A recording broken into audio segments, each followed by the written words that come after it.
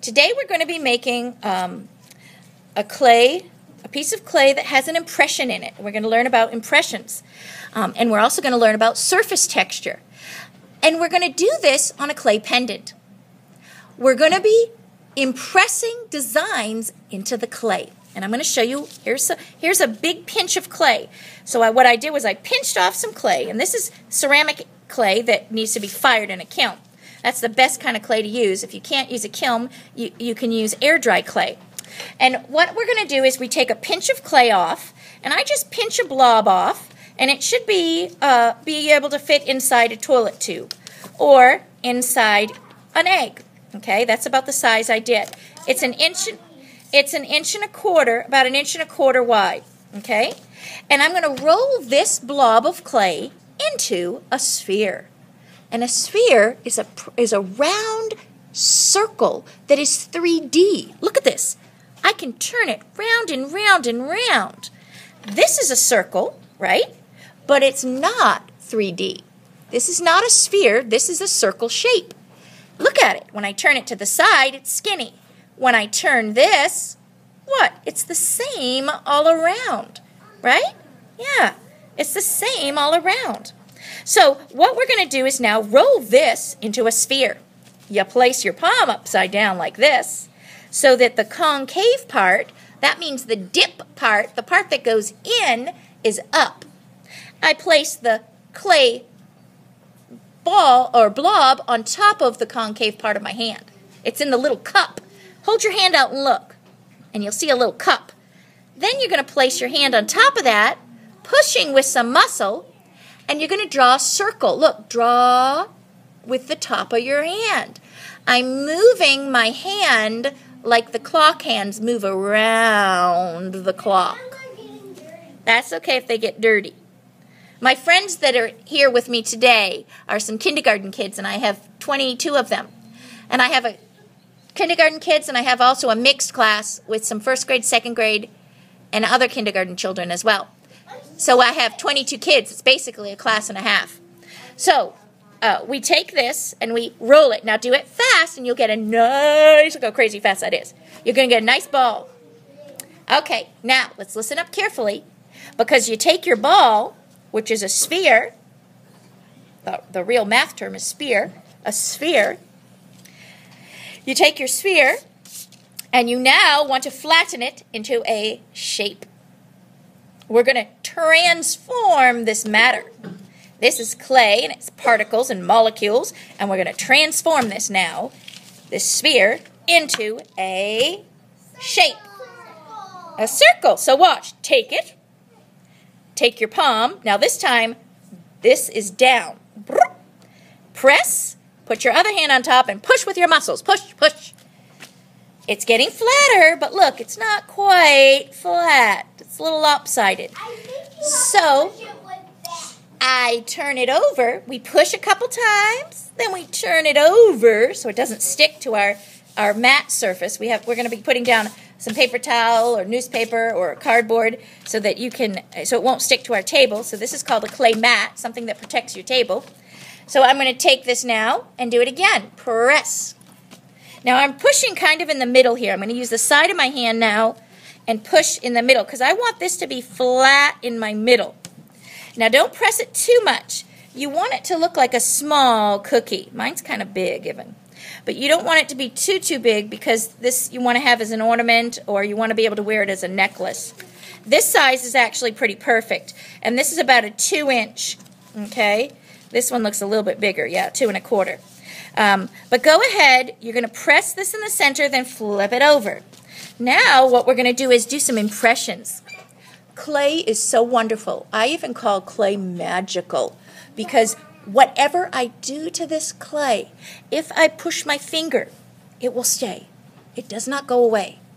If I take a little ruler and press, it makes the indentation and it never goes away unless I smooth it out. Okay? So clay is amazing. Whatever you put in here, it'll stay. Okay? The impression sticks to this clay. It pushes and moves the molecules so that the image is there forever. Even my fingerprint will show in the end. Okay? So you can push anything you can think of in this clay. You can go on a nature hunt and find cool stuff from nature. Look at this. And push it into clay. Anything makes beautiful designs. I actually love this dried up flower pot here. You just lightly press and it will stay. And it leaves this awesome pattern. Nice, huh? This was actually, I think this is basil, a basil seed pod. Now look at all the things. Use your imagination. You can go on a hunt around your house. Toys can even be pressed in. These are little plastic toys. Look at these textures. This texture is the surface of something and how it feels, rough or bumpy or smooth. Look at all that texture. Texture's great for clay. Anything with texture. Buttons, beads. This is a piece of coral. Stamps. Any kind of rubber stamps. A lot of this is bugs and insects.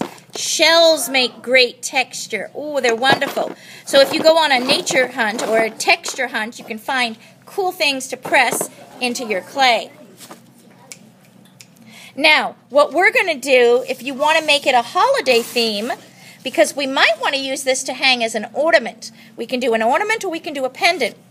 So it's up to you what you want to push into this to give some surface texture and an incised design, a design that is pressed in. So I'm going to turn this over now, and I'm going to show you an example with a stamp. I'm just going to take this little snowflake here, and this is a snowflake stamp, and all you do to make your design is turn it over, give it a little press, and pull it off, and it will make a beautiful incised design. Isn't that amazing? And this will stay. Now, what I do is I take some watercolors after I fire this, and this goes into a kiln. So I fire it. It takes all day to cook, all day to cool, and then we decorate it. And I like to antique this so that all the texture shows. Look at that. All I do is paint this with watercolor the way I want. I let my watercolor dry for a minute or two. Then I go to the sink. I wash it under the water and scrub it with my hand. All the paint comes off, except the stuff in the cracks. And it has a beautiful incised texture. Look here. It shows up okay, but when you add the paint to it and rub it off, it's even better. Now, if you're going to hang this, your teacher or your family can poke a hole in this, and you can use any kind of a tool you want to poke a hole in. A dowel, even a pencil. And you want to put a little hole. I'm going to just twist in this pencil here. And I also turn it over on the back and do a little twist too so I don't have any rough edges. And then I always take my finger and smooth out the rough edges, because when the clay is hardened, this clay gets fired in that kiln, and when it's hardened, it's very hard. Look what happens. Now this is how the clay changes. This is called white clay, but when I fire it in the kiln, all the water burns out. All the impurities, particles, things that are inside this clay that aren't clay-based will burn out. Organic matter, that's matter that can decompose. And this is what you end up with. This clay turns snow white. Look how beautiful that is. A beautiful white. And it also changes from being soft and being able to mush and move it to hard. Now, this can still break. This clay, if you smash it hard enough, you can still break it. This is the same thing your coffee mugs are made of, or some dinner plates are made of. It's like glass, and it can break. It has similar qualities as glass, so you want to still be careful with it. And that's why I smooth out any of these rough edges. Now, once this is fired, decorated, you put your string on. You can use it as your pendant, or you can use it as an ornament for your holiday tree. That's up to you. But have some fun with incised texture, pressing in design, and I hope you enjoy your time.